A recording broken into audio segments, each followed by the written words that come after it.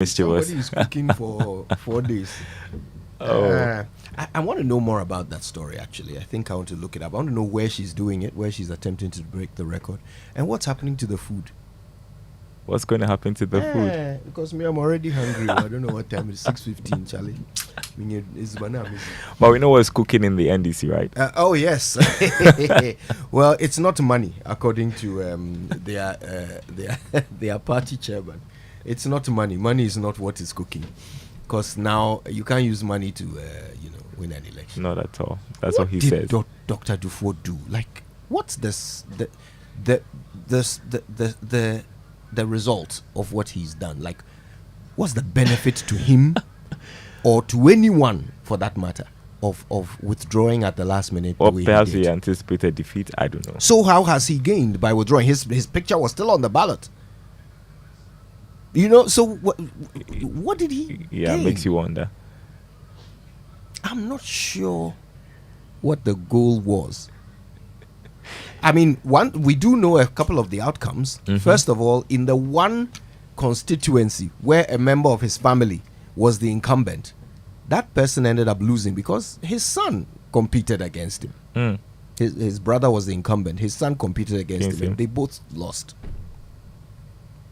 That's one outcome. And the delegates spoke during the vote. They said, look, they were very unhappy about what Dr. Dufour had done. Secretary Afram Plains delegates. They said they were very unhappy about it. That, it was suggesting that, he wasn't taking the thing seriously. Well, what was the idea? I don't know strategically what the benefit. I can't think of anything. Yeah, it makes you wonder what the strategy is. I just feel he just thought he wasn't going to win. But that's not what you do. If you're not going to win, you're not going to win. It's the night before. I mean, there's nothing else you can do if you're not going to win. Oh, plus he had raised issues with the process and some of the things that were happening before. So why did he withdraw the case from court? Again, that's another question you should be asking. Manzasi. Anyway. Clearly, it's John Mahama's party now. So. Well, yes, he becomes the leader. Essentially, once he becomes the candidate. So, who do you think his running mate will be? Is he going to still stick with Nana Opokwaj? Prof. Nana Jane Opokwajman? I don't know. Well, let's see what he's thinking this time. Yeah. I mean, if he decided to, cast his neck out again, who do you fancy he should consider? ABF Hussein. Yes! Now that would be an election. I miss him so much, Oh boy! Now that he's no longer going to be in Parliament, and his proverbs, some of his amazing proverbs. Mm. Yeah, my absolute favorite proverb from ABA Fuseni was, "If you go to bed with an itchy anus, you wake up with a smelly finger." How about the day the monkey is destined to die, every part of the tree becomes slippery? Imagine that. Imagine that. Words of wisdom. I like it. It kind of applies to his situation, doesn't it? Oh, we have learnt a lot from ABA Fuseni. We're going to miss him. Maybe we should play some of his greatest hits today on the show. Definitely. Yeah. Commiserations to him. And congratulations to whoever won in that constituency. And all the other winners today, who we will be indeed celebrating and discussing and analyzing as we do. But first, the 6 a.m. news was brought to us by Total Energies. Total, we go the extra mile for you. Absa Bank Ghana Limited, helping you find a way to get things done. And Millennium Insurance, your trustworthy partner. Now, the Joy Business Report comes your way. Oh, God, smelly finger. And is brought to you by Glyco Life Travel Insurance. Glyco, we cushion you for life.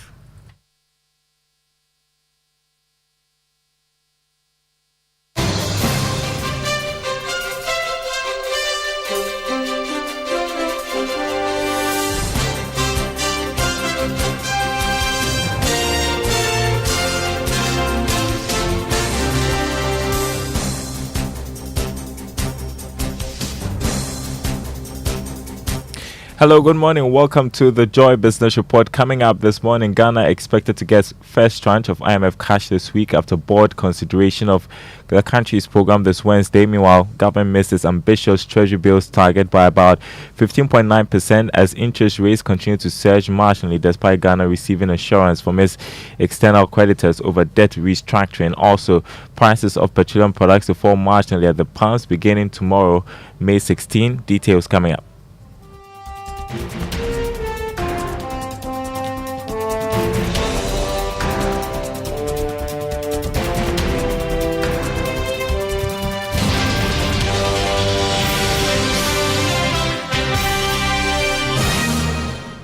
My name is Daryl. Kwawu. Thanks for being with us this morning. First up, Ghana is expected to get its first tranche of International Monetary Fund balance of payment support this week. That's if the executive board of the fund is able to consider Ghana's request this Wednesday and approve the request for a program. Now, the cash disbursement is expected to hit the Bank of Ghana's account.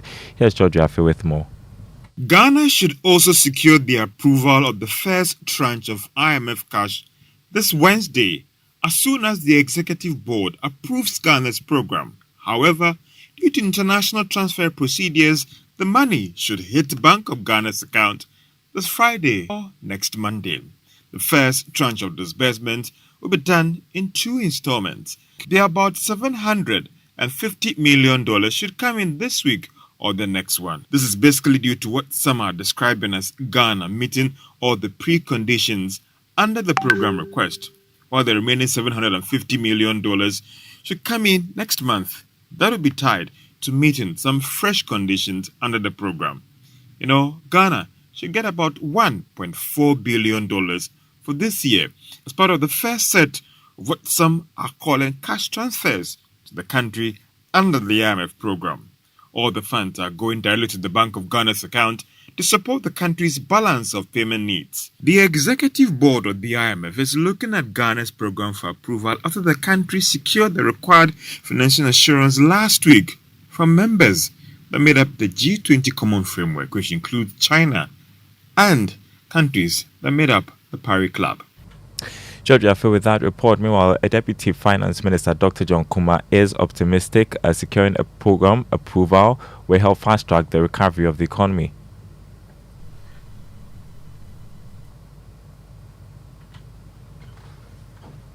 All right, we don't have that for you. We'll bring that to you once we get it. Let's move on to other stories. Government missed its treasury bills target by about 15.9% following an ambitious target of 3.33 billion cedis for the auction. Interest rates, however, continue to surge despite finance and assurance to Ghana's creditor committee under the G20 framework. There's more in this Business Desk report. Government had set an ambitious target to primarily resettle maturities worth 3.33 billion cedis and use the rest to pay coupon payments of pension bondholders. However, it secured 2.80 billion cedis from the sale of the short-term securities. A little above 2.31 billion cedis came from the 91-day T-bills. But government accepted about 99% of the bids. For the 182-day T-bill, the government got 355.2 million cedis, whilst it received 116.60 billion cedis from the 364-day T-bill. It accepted all the bids for both securities. Meanwhile, interest rates surged marginally on the yield curve. Whilst the yield on the 91-day T-bill went up to 20.43% from 20.25%, that of the 182-day T-bill also inched up by 0.14% to 22.96%. The rate for the 364-day bill stood at 27.59%. Presently, the treasury market is the only source of borrowing for the government. Interest rates continue to surge in the treasury market despite finance and assurance to Ghana's creditor committee under the G20 Common Framework. While the Association of Ghana Industries is upbeat the private sector will thrive once again, immediately Ghana is able to secure a deal with the IMF. Now, Greater Accra Regional Chairman of the AGI, Chonam Akpelu, said a successful completion of the deal will bring a major boost to the private sector.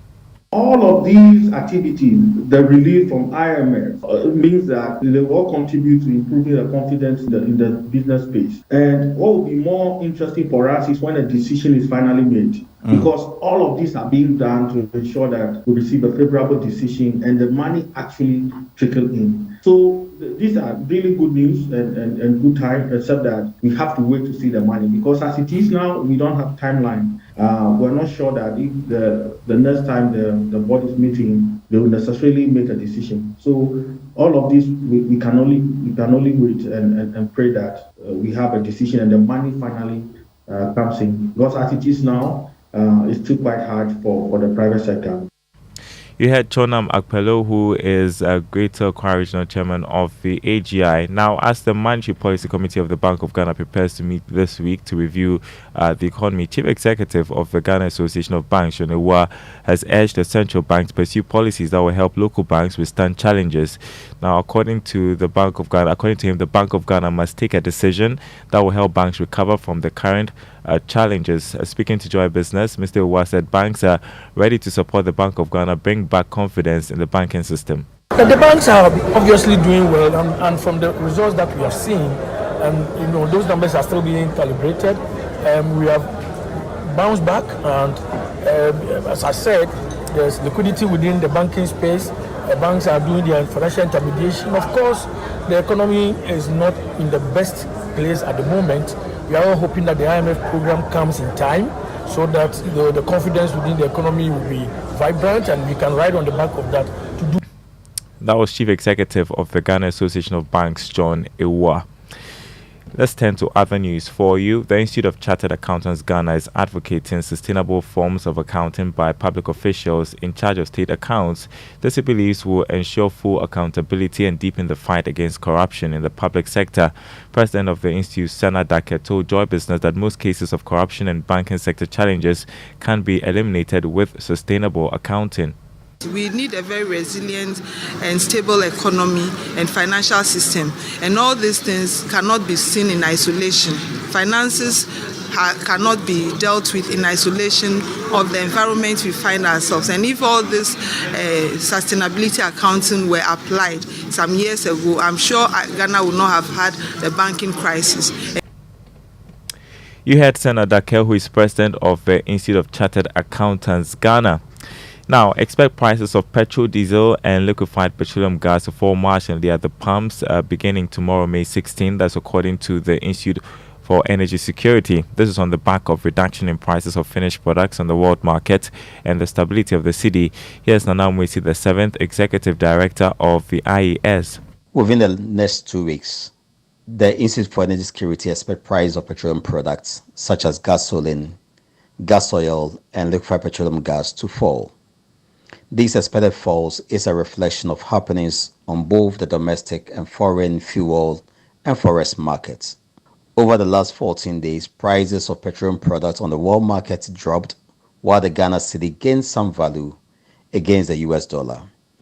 So on account of the appreciable falls in the price of petroleum products on the world market, added to the strength gained by the Ghana cedi against the US dollar, the IES can project falls in the price of gas oil, gasoline, and LPG at the pump over the next 2 weeks, beginning Tuesday, 16th May 2023. Executive Director of the Institute for Energy Security, Nana Mwesi, the 7th. Let's check the commodity market for you this morning. Crude oil dropped marginally to open trading at $73 a barrel. Gold, however, went up by more than $7, selling this morning at $2,018 an ounce. Cocoa, meantime, trading this morning at $2,986 a ton after going down by $17. The Minister of Employment and Labour Relations, Ignatius Bafo, is asking investors to support the government in the creation of sustainable jobs. He says this will aid in curtailing the menace of illegal migration within the ECOWAS sub-region.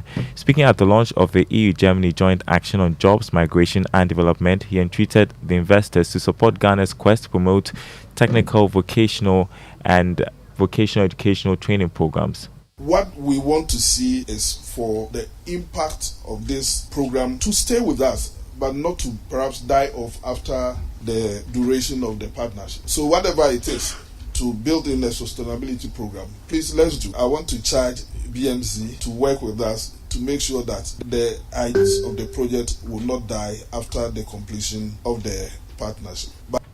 Ignatius Bafewa, the Minister of Employment and Labour Relations. Now, shares of Total Energies and Unilever Ghana are expected to advance this week based on strong stock demand. Conversely, MTN Ghana shares are expected to decline due to anticipated selling activity following the ex-dividend rate, which falls next week. Here's Grace Munayon of DataBank Research with how your stocks will fare this week. Last week's market remained bullish, propelled by 5% week-on-week gains in MTN Ghana.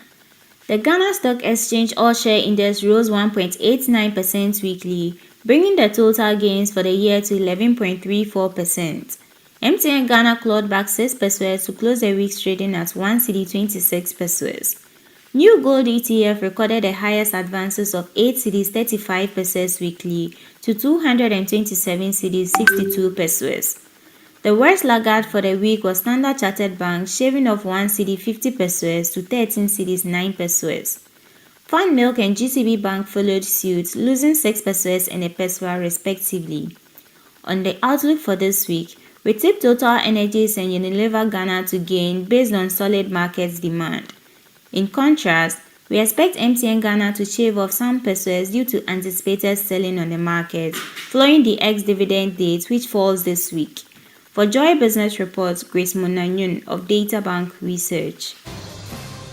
Thanks, Grace. On the currency market this morning, the dollar going for 11 cedis 95 pesos on the forex or retail market, the pound going for 14 cedis 90 pesos, and the euro selling at 12 cedis 97 pesos. More news on our website, myjoyonline.com/business. My name is Daryl Kwawu. Thanks for listening, and the Super Morning Show continues with Kojo Yankson. I've got some more ABA Husseini proverbs. Come on, give me. A man who has died in the market needs